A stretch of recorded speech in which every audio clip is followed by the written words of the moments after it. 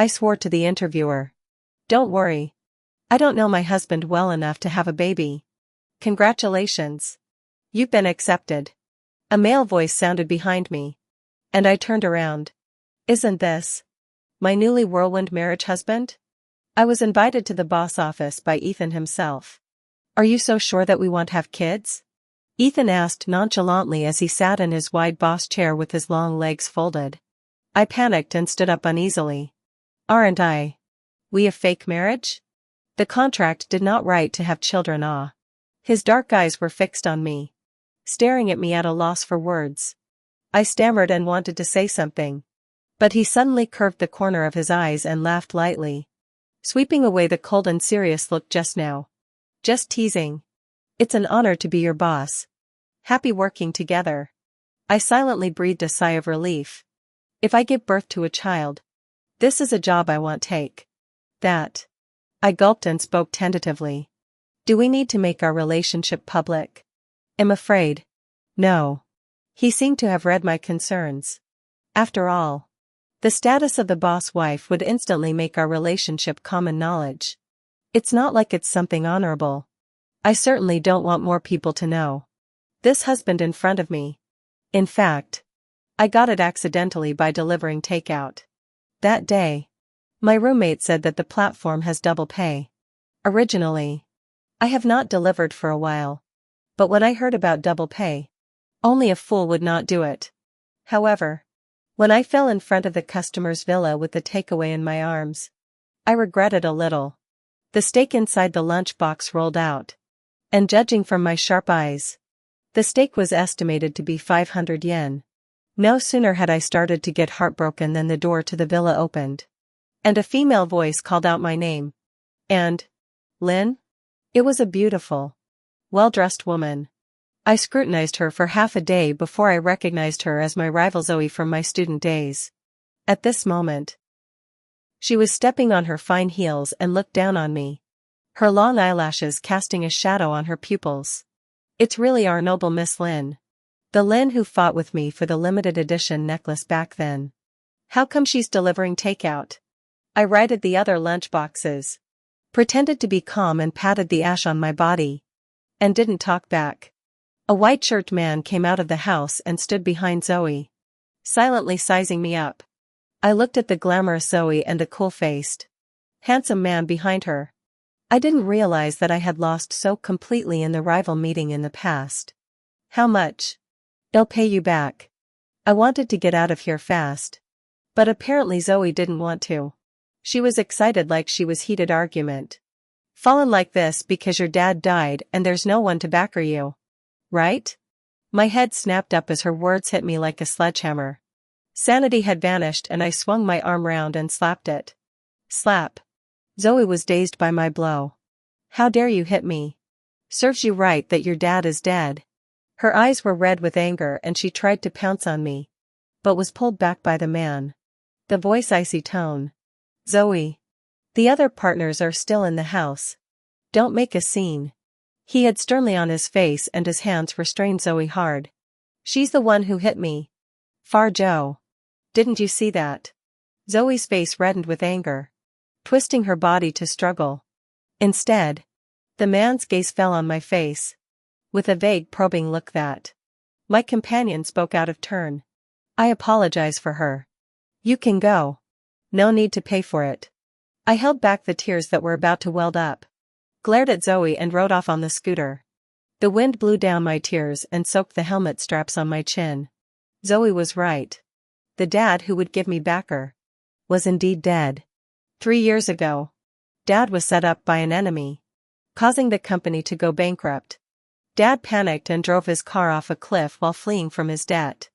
Overnight, I went from being the Missy of Lynn's group to a destitute that everyone could bully. I wiped my face and persuaded myself in my mind that I was still quite happy today. After all, there was double pay, wasn't it? When I got home, it was already almost 12 o'clock. I parked my small electric car and was about to go upstairs when I found that white-shirted man standing on the curb not far away. When he saw me, he strutted over to me with his long legs. I heard from Zoe that you're the daughter of that Lynn group that went bankrupt. His face was bright and dark under the streetlight, but his eyes were as sharp and bright as an eagle. I suddenly felt something familiar, but couldn't recall where I had seen him before. I nodded hesitantly, my mind quickly recalling whether or not this person was among the original debtors. He couldn't be here to collect a debt. Could he? He narrowed his eyes and stared at me, frowning slightly. The Lin family's daughter. What kind of difficulty did she run into that she had to go to a delivery shop? Good guy. In front of me. You're here to help Zoe continue to mock me? I turned cold and said in a bad tone. Mister. Delivery is also a way to earn money with your own hands. It's not shameful. If there's nothing else, I'll leave now. I turned around and wanted to go up the stairs. He blocked my way and gave a polite smile. Ms. Lin is mistaken. My name is Ethan. He paused, then took a deep breath, as if he had made up his mind about something. I want to marry you. My jaw almost dropped to the ground. This sharp turn was outrageous. Ethan said that his grandmother was getting old and demanded that he get married this year. He's fatherless and comes from a poor background, so a really rich girl won't marry him. Although I am down and out, I used to be a genuinely rich lady, so I wanted to find me to be his marriage pact to coax my grandmother. I was going to refuse, but what he offered was just too much. More than enough to pay off my debts. After receiving the license out, I squeezed the marriage certificate in my hand and stole a glance at Ethan. For the next 5 years, he would be my husband in name only. The moment my eyes met, I hurriedly averted my eyes. He inclined his head and smiled at me. Starting tonight, grab your bags and stay at my house. His face was strong and handsome, but his smile was gentle. I nodded shyly. It was part of the deal. SPS is one of the top design firms in the industry, and it's a place I've always dreamed of. It wasn't until I saw Ethan at the company that I was shocked to realize that Whirlwind Marriage Husband and SPS owner actually had the same name. That night, I took my suitcase and stayed in Ethan's house. After settling everything, I opened the e-banking and entered the bank account number that I had already memorized. The moment the transfer was successful, the big stone weighing on my heart finally fell to the ground. After my dad passed away, the company owed several $1 million in debt, and the debt collectors arrested me everywhere and almost sold me to illegal establishments. I called my then-boyfriend Ryan countless times for help, but no one ever answered. When I was at the end of my rope, a stranger helped me pay off all my debts. I didn't know who he was, except for this one bank card number, which is now finally paid off. The next day the news that my boss and I went to work together in the same car spread throughout the company. At the evening welcome ceremony for the newcomers, Tiffany from the same department raised her glass with a wry smile. Come on. I'll toast Lin first. Our Mr. Xia is notoriously cold. I still need you to teach me how to climb into the boss car. Ethan was born good-looking and was a self-made rich generation. There were quite a few girls in the company who liked him, but out of all the girls, only Tiffany was sincerely dreaming of being the boss wife. At her words, the table was instantly silent, and everyone had awkward smiles on their faces as they waited for my reaction. I glanced at her, ignoring her hand as she raised her glass and took a sip of my own. And already said it's just carpool. Can't understand such simple words. Or else you put think straight before you speak. Tiffany didn't expect me to dislike her. She was stunned for a moment, then laughed exaggeratedly. Yo. You're so rude. Are you afraid you're already scheming? I tilted my head, pretending to be naive and asked. Are you jealous? Tiffany was so angry that she slammed the table and stood up, pointing at me to scold me. Since when do I need to check in with the staff about who's in my car? Ethan pushed open the door to the private room, his gaze clear and cold, his face grim. Tiffany snapped and sat down. If her eyes could be knives, I'm afraid I would have been plucked out by her right now. Ethan sits down next to me with a distinct warning in his voice. I'm married, so please don't make wild assumptions about my new coworkers. He glanced at Tiffany, seemingly offhandedly. And please respect yourself. Tiffany instantly raised her head and held her face red. Then her malicious eyes fell on me again. My coworkers looked at each other in disbelief. No one knew that he was married. I stole a glance at the side of his bone-clear face. My fake husband. So handsome. With the sudden arrival of the boss and the clash of Tiffany and I, the potluck ended up breaking up quickly. By the time I walked to the front door, Ethan was long gone. I gathered my jacket. The wind in late fall was really cool. When I got home, Ethan paced over to me and took my jacket. I was afraid people would see you and I traveling together again and it would hurt your reputation. I was flattered. But then I dropped my eyes a little. It's been a long time since anyone has defended me. It's been a long time since anyone has defended me. Thank you for today. His hand paused for a moment. Then gently touched my head. Although we are only in a contractual marriage, legally I am your husband. I won't let anyone bully you. I don't know if it's an illusion. The serious and cold man outside is always extra gentle when he's alone with me. What about after the contract expires? I asked out of the blue. But I soon regretted it. He just paid to hire me. What kind of silly words am I saying? Even if I'm not a couple. As a boss, I won't let my employees be bullied. He turned his back to me and hung up his clothes. I scrutinized his back. The broad shoulders and thin back looked lean. But when he moved, the muscle lines that tensed out of the clothes from time to time were sharp and tight. And his figure was quite good. I swallowed and hurriedly withdrew my eyes. Tonight has been out of shape. Really seen a ghost. The first big project after coming to SPS was the design of the movie star's wedding ring. After more than 2 months of busy work, the design was finally finalized. To celebrate, I went out for a drink with my project teammates. By the time we broke up, it was almost midnight. I stretched out my hand to stop a cab, but I felt light on the soles of my feet. I shook my head, and I was almost so dizzy that I fell straight to the ground. Why did you drink so much? A blurry figure held me up. I struggled to open my heavy eyelids and took a closer look. Wasn't it my disappearing boyfriend Ryan? Ryan, you asshole. I pushed him away with all my strength. It's been 3 years and this asshole finally showed up. Where the hell have you been for 3 years? Maybe it was the alcohol. I just wanted to let out all the anger in my heart. Do you know I almost died? I was almost kidnapped and taken to a brothel. He grabbed my flailing hands and held me in his arms, choking and coaxing me. You're drunk. Let's go home. Okay? I'm not going home. I broke away from his hand and slapped him hard in the face, roaring as I wept. I don't have a home anymore. I don't have a home anymore. Ryan. The last memory in my mind was of the man with his shoulders slumped and his head hung low, looking forlorn and self-condemning. The next day, I woke up in Ethan's house. He was drumming up something in the kitchen, and the aroma of white porridge tickled my stomach. I walked over lightly, a little surprised. Mr. Xia even knows how to cook? Ethan looked back at me while cooking eggs. Well, when I was a kid, my family was poor and no one cared about me, so I always cooked for myself. I asked in a small voice as I pinched my fingertips in some urgency. That man who sent me back last night. Do you know where he is? I called Ryan first thing this morning after waking up, but I still couldn't get through. Ethan paused the movement of his hand, then nimbly shing 2 bowls of porridge served to me. You came back alone. I didn't see any men. I lowered my head and took a sip of the porridge, and let out a sigh of disappointment.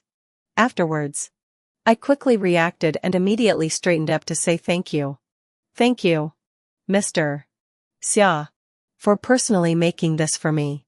Thank you, Mr. Xia, for personally making me breakfast.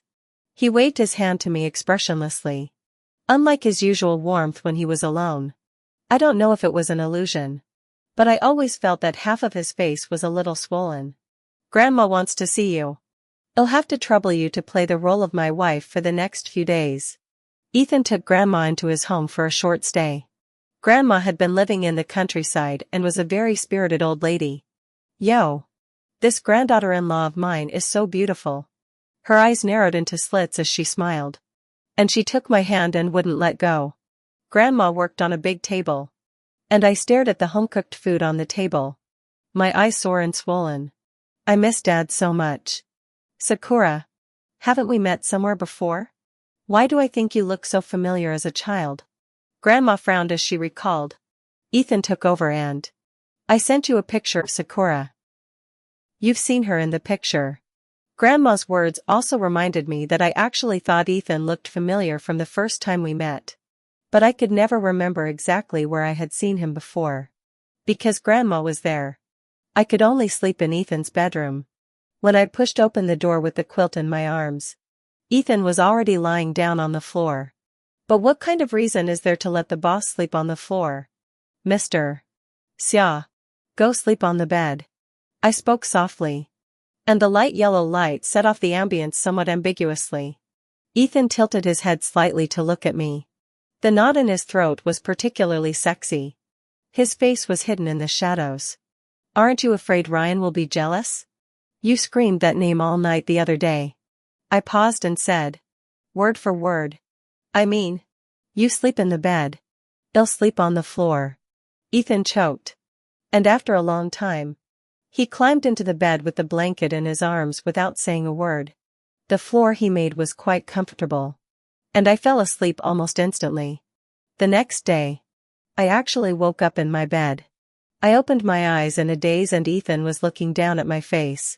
He was very close to me. And his shallow sniffles puffed on my face, tickling it. I looked down and realized I was nestled like a shrimp in Ethan's arms, with one leg riding on his waist. The blood rushed to my head and I popped up in a flash. You carried me to the bed? I put my hands over my chest, my face burning with weariness. Ethan, one arm supporting the head. Voice mute. You climbed up by yourself in the middle of the night and kept drilling into my arms. You couldn't even push me. I recalled. As if.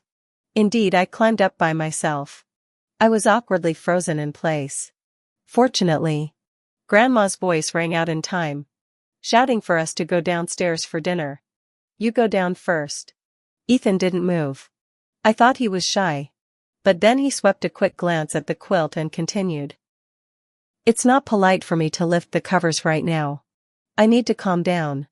After realizing this, I shyly turned and ran down the stairs without hesitation. Inevitably, I went to work with Ethan. As soon as I got off the bus, I kept my distance from Ethan. So Zoe didn't see me when she came out of nowhere and took Ethan by the arm. Far Joe. They say you're married? Zoe pulls on his wrist. I've never seen her stalker like this before. Ethan gave a cold hum and tried to pull his hand back. Zoe pulls him back. Tears running down her face. How could you marry someone else? How could you get married without a word? Her voice was full of despair. What, am I not good enough for you? I believe she really liked Ethan. Ethan didn't move and drew back his hand, straightening his cuffs. His wrist had been scratched with a red handprint. Facing Zoe's affectionate questioning and tears, his eyes did not fluctuate in any way. If you still pester me like this, I will contact Mr. Fu to end the cooperation. He was so cold that I was a bit surprised. It's hard to connect this cold and desperate man in front of me with the one standing in the kitchen cooking congee. Ethan left and Zoe stood lost in thought. I pressed myself against the wall and catapulted myself towards the elevator, trying to minimize my presence. Lynn? Why you again? I sighed softly. Not dodging it after all. Zoe wipes the tears from her face and walks slowly towards me with her arms wrapped around her. Her eyes were still red, but her face had regained that bossy look on it and. Why are you here? Without waiting for me to say anything, Ethan turned his head and impatiently called out to me. Lynn. What are you dawdling for? You want to get fined for being late? I jogged over to Zoe, who had just had a bad day. And I didn't want her to take it out on me. Just as I reached Ethan, he grabbed my hand and shoved me into the elevator. I could see through the doorway that Zoe's unwilling and resentful eyes were glued to both of us. I instantly had a very bad feeling. Grandma couldn't get used to living in the city and left after only 3 days. It was almost time for the project to be delivered. But the night before the delivery, something happened. The manuscript was leaked by whoever. And the wedding ring design of the movie star instantly scurried onto the hot search. E-commerce platforms have even begun to use my design to take the same wedding ring of the movie star for booking. You are at least a famous design company. Is this how you treat your clients? Do you know who I am? The movie star's furious voice came through the microphone. I tried my best to stay calm. I tried to keep my composure. Don't be angry. The design picture on the hot search is not your wedding ring. The manuscript still needs the final touch-up. We will definitely deliver it to you on time tomorrow. Finally, the movie star was pacified. My fingertips couldn't stop trembling. The results of more than 3 months had just gone down the drain. Now, there was also a breach of contract to face. There was no way out. I knocked on the door of Ethan's study, clutching my computer. He was propped up with his elbows on the desktop, frowning and rubbing his temples. His computer screen stuck within the hot search terms. He looked up at me as I entered, then picked up the small blanket in his hand and stood up. It's getting cooler. Why are you wearing so little? With that, he draped the small blanket over me with a wave of his long hand. His fingers brushed my cheeks, and I looked up at his expression as he carefully arranged the small blanket for me. My aggression suddenly erupted, and my tears fell. He paused his hand and, somewhat panicked, wiped away my tears. But the tears kept flowing unheeded, and he gently held me in his arms, his big hands patting my back soothingly. And, don't be afraid. It's not your fault. I'll pay for the breach tomorrow. He bent down and looked straight at me, his gaze gentle. I don't need to pay the penalty. I'll pay on time tomorrow. Actually, I have another wedding ring design. I designed it for myself. It's beautiful. Do you really want to give it up? Ethan gazed at the design with admiration in his eyes. I wiped away my tears and said in a muffled voice, "There's nothing I can't let go of. I won't be able to use it for a while anyway." He turned his head sideways, the bottom of his eyes surging with emotion. In fact, I designed this ring for myself and Ryan. We spoke at the same time. Ethan's eyes flashed an imperceptible loss, turned back to continue to look at the design, silent, and did not speak again. The next day at work, Tiffany came to my workstation and provoked me. "I've known for a long time that you don't have good intentions. You're a spy from another company, aren't you?" I raised my eyes and stared at her. I checked the building's security cameras early in the morning. The day before the leak, Tiffany was the last one to leave the office. And Zoe picked her up from lunch downstairs that day. "Lynn, do you know that leaking trade secrets is a criminal offense? So, how many years will you get?" A smile tugged at the corners of my mouth as I watched Tiffany's smug expression freeze. She slowed down and continued to taunt. "Don't pull this on anyone else. No wonder you seduced Mr. Xia as soon as you arrived and went to great lengths to climb into the boss car." There were whispers around me, and my coworkers' eyes began to look at me strangely. "It's not a big deal if you accuse me falsely. Mr. Xia usually treats you well. Do you have any conscience at all?" I slammed the table and stood up, my voice shaking with anger. Her words couldn't do me any harm at all. And I had heard even the most unpleasant words during the years of being chased for debts. But Ethan was too good to be stigmatized because of me. What's wrong with a wife riding in her husband's car? Ethan had stood in the doorway at some point, his brow furrowed slightly, displeasure on his face. Instant silence fell around them. Tiffany froze in place and, What? Lynn is my wife. Tiffany, come to my office." Ethan turned and left. I sat back in my chair deflated. Everyone knows, when we contract expiration, there will be a lot of people looking at my jokes. Right? Sakura, how come I've never heard you mention this before? A close partner of the project team asked me in a low voice. I shook my head awkwardly and didn't say anything. After the project was delivered, Shadow Emperor was so satisfied that he just customized it without even revising it twice. The crisis was solved without any danger. But the culprit had to pay. I was riding a small motorized bike to find Zoe when I collided with another small motorized bike on the way. I twisted my foot and sat on the curb rubbing my ankle myself. The little girl on the other side of the road nimbly picked up her motorized bike and rode away while talking on the phone. Husband. I just crashed my car. I fell down. I want to go home and hug. Her voice faded away. And I was left alone on the side of the road. Messing up. Who doesn't have a husband yet? I picked up my cell phone. My finger stopped on Ethan's name. But I couldn't press the call button. Other people's husbands are real. Mine is fake. Why don't you dial out? A familiar soapy scent came from behind me. I looked up and Ethan was bending over my cell phone. His clear-side face almost on the verge of being pressed against my ear. My heart thumped unheeded. I hurriedly hid my phone behind my back. Shyly not speaking. Ethan suddenly picked me up by the waist. And I was so startled that my arms unconsciously wrapped around his neck. He placed me on the passenger side and shoved the little electric in the trunk again. What are you doing here? Ethan got in. Helped me put on my seatbelt. And started the car. We're going to the same destination. I guess. The car pulled up underneath the pay group. He helped me. Who was limping? And barged straight into Zoe's office. Zoe. In the past. You could treat it as minor disputes. But this time. You've already committed a crime. You know. I braced my hands in front of her desk. My teeth gritted. Zoe snorted. Her eyes skimming over me and landing on Ethan behind her. You're out of your mind. You know what I can offer you. Lynn, she can only drag you down. All you can do is destroy it if you can't have it. I looked at her steadily. And all I can do is sacrifice what I love most to protect the reputation of SPS.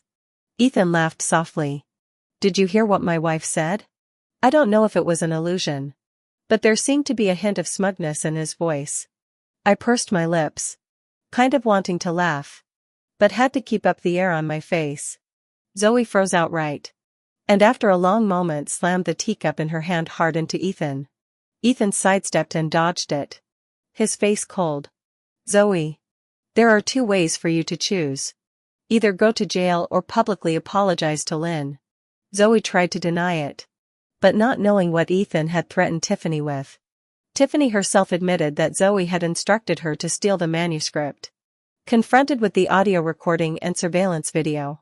Zoe could only choose to apologize. On the day of the apology, the stock price of Fuss Group shook violently. And it was later heard that Chairman Fu was so angry that he shut down Zoe's Grounded. After coming out of Fuss Group, Ethan's hand was still on my shoulder. When I thought of the phrase wife he just said, I even became unnatural in walking. I was already limping a bit. But now I'm limping and smooth turning again. Wife. Ethan's magnetic voice rang out. And I instantly felt a tingle in my ears and my heart beat wildly. I turned my head and met his smiling eyes and, do you mind if I call you that? I licked my lips. Wanting to say I don't mind. But I was afraid that I wouldn't seem reserved enough. While I was hesitating, my cell phone rang. I picked up the phone and to my surprise it was Ryan. I'm sorry. I have to go meet someone right now. With that, I pushed Ethan's hand away and reached out to stop a cab. Walking into the restaurant, I saw Ryan right away. He was as clean and handsome as ever. Except his face seemed paler. The moment his eyes met, he got up to meet me. But finally restrained himself and sat back down. Sakura. I'm sorry. I just realized that so much has happened since I left.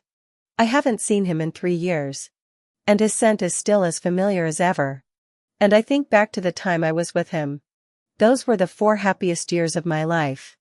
That was when Dad and Ryan, the 2 favorite men in my life, were by my side. I forced myself to take a sip of lemonade.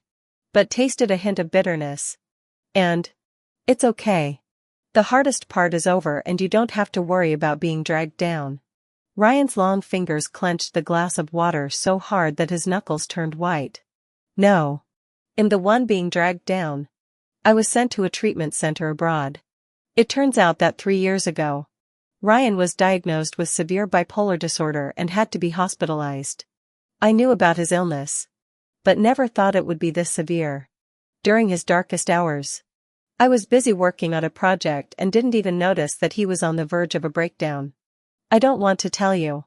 I feel this kind of myself is very bad. I don't think Chairman Lin would agree to you being with a mental illness. So these 3 years, I have been actively cooperating with the doctors. And I was finally discharged from the hospital some time ago. Only to find that everything has been different for a long time. My heart felt as if it was being clutched in one hand. Drilling pain in my heart. The two of us. Who actually apologized to whom? Neither of us was there for each other at the moment we needed each other the most. For 3 years. Every helpless night. Every call I couldn't dial. Almost exhausted my love for him. And at that time, he was in the treatment center taking large amounts of medication and undergoing painful treatments. Coming back to you was the only thing that kept me going through it. Ryan reached out and clasped the back of my hand. Almost pleading in his gaze. Sakura, do we have a chance? It was late when I got home. I turned on the light and saw Ethan sitting on the couch with his head hanging down. He didn't look up. Was it that Ryan guy you went to see today? He didn't look up. He just sat there. Looking forlorn. I got a kick out of it. In fact, I guessed it the next day when I saw his swollen face. There was never a Ryan that drunken night. I let out a soft Ethan hesitated for a moment. His eyes twinkling. It's okay if you want to get back together. After all, we're fake married anyway. I interrupted. Not getting back together. I have someone I like. He craned his head to look at me. I didn't pick up his gaze. I'm waiting for him to confess. I'm waiting for him to confess. As soon as the words left his mouth, Ethan leaned in for a kiss with barely a moment's hesitation. The distinctive soapy scent of his body enveloped me. And a small bit of coldness burrowed between my lips and teeth with intense aggression. My heart was beating like a drum. As if it was about to jump out of my chest. I hesitated for a moment and lifted my arms around his neck. He kissed me deeper and deeper. And finally pinned me right back down on the couch. The next day, I woke up in Ethan's bedroom on the big bed. Still in that shrimp-like position. Still with one leg riding on his waist. Only this time, I woke up and buried my head deeper. I rejected Ryan. Regardless of the 3 years had missed. He deserved a pure love. I, on the other hand, could no longer give him my whole heart. When did you start liking me? I pouted as I snuggled into Ethan's arms. And he laughed softly. Stroking my head. Love at first sight. Lynn, have you ever thought about designing a wedding ring? Design a wedding ring for us. But just as I finished the draft, I got another call from Ryan. Sakura, even if we can't get back together, even as friends, I want you to know the truth.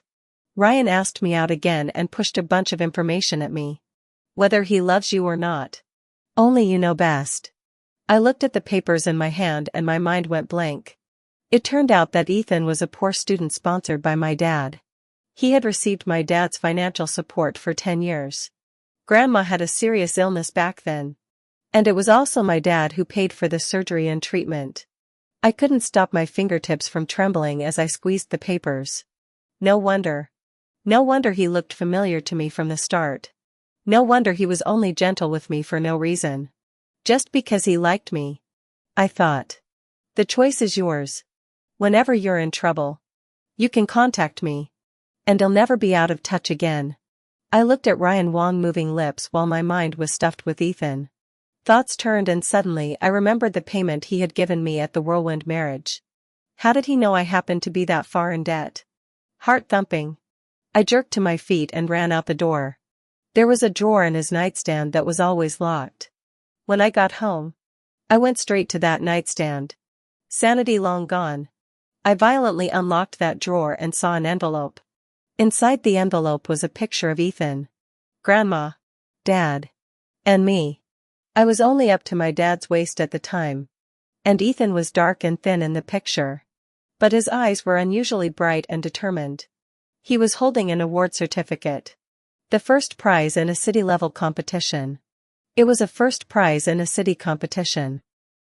It was marvelous that a child from a poor mountain village could get such a prize with his own hard work.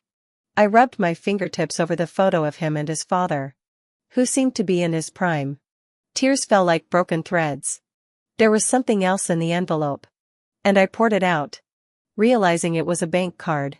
Sure enough, it was the very same string of card numbers that I had long ago memorized backwards. So, in fact, what Ethan loves is Chairman Lynn's daughter. If Zoe was Dad's daughter, he would love her just as much, protect her, and treat her gently. The sound of the door opening came from downstairs. Ethan saw the unpacked nightstand and the envelope in my hand and realized that nothing could be hidden anymore. I just don't want to burden you. He picks me up off the floor and am lost in thought as I look into his dark eyes. Suddenly there was something strange about the man who made me feel safe again. You didn't fall in love with me at first sight. You fell in love with me because I'm Lynn. Anyone who is Lynn, you'd choose her for the sake of payback. Right? My voice shook. I thought that I had finally found the other half of my life. But I didn't realize that it was just a payback. I, Lynn, deserve a love that is wholeheartedly unconditional. I coldly pushed Ethan's arm away from me. Let's get a divorce.